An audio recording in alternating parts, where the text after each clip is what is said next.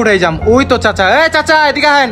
হ্যাঁ হ্যাঁ, কিস্তির অফিসার দিয়ে আমার ক্ষেতের সামনে এসে পড়ছে। আমি টাকা ম্যানেজ করে কই দিয়ে দিমু? ওই চাচা কি হয়েছে আপনার কন্দি আঙ্গ অফিস কি আপনার এই কিস্তি দিয়ে কি আমরা বিয়ে হয়ে গেছি আপনার কাছে?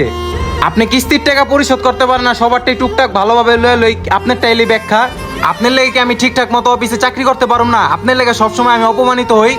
আপনি কি একটা কিস্তি লইছেন, এই কিস্তির টাকা উঠাতে পারি না দেখে আমার চাকরির রিক্সে পড়ে গেছে কাকা। বাবা, আমি তো অনেক দিন যাবত অসুস্থ ছিলাম, আবার ফসল দিছি, ফসলটাও নষ্ট হয়ে গেছে।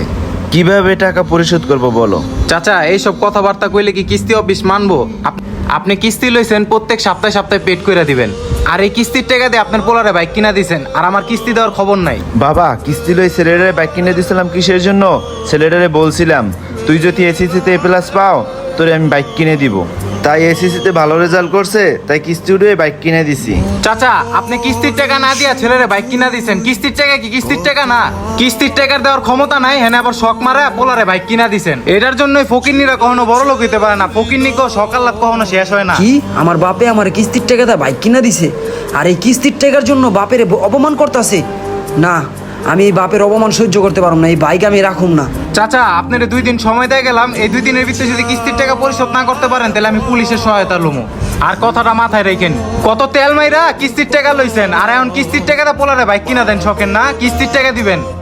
কিস্তিওয়ালা যেভাবে বইলে গেল, আমি 2 দিনের ভিতরে কই দিয়ে এতগুলো টাকা ম্যানেজ করব? আরে বন্ধু, চাবিটা দে, একটু ঘুরা মুড়াই।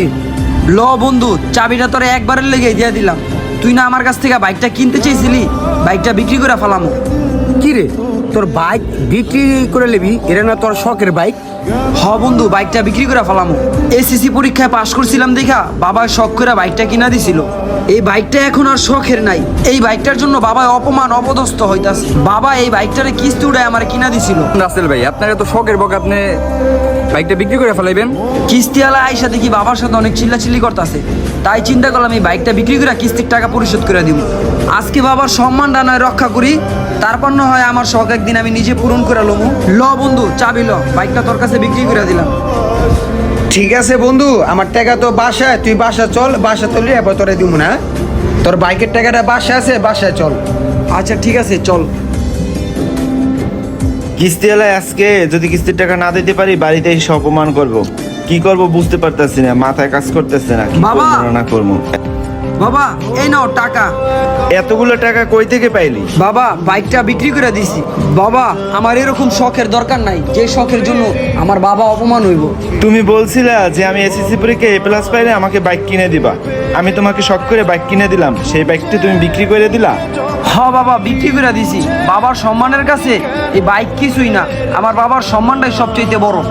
আয় বাবা বুকে আয়, তুই যে আমার দুঃখটা তুই বুঝো, তুই ছাড়া কে আছে আর আমার? বাবাকে ভালোবাসেন কারা কারা কমেন্টে জানাবেন, আর কার কার বাবা বেঁচে আছে কমেন্ট করে জানাবেন। আর এই ভিডিওটি আপনাদের কাছে কেমন লাগলো কমেন্ট করে জানাবেন। ভিডিওটি ভালো লেগে থাকলে ছোট্ট করে একটা শেয়ার করে দেবেন।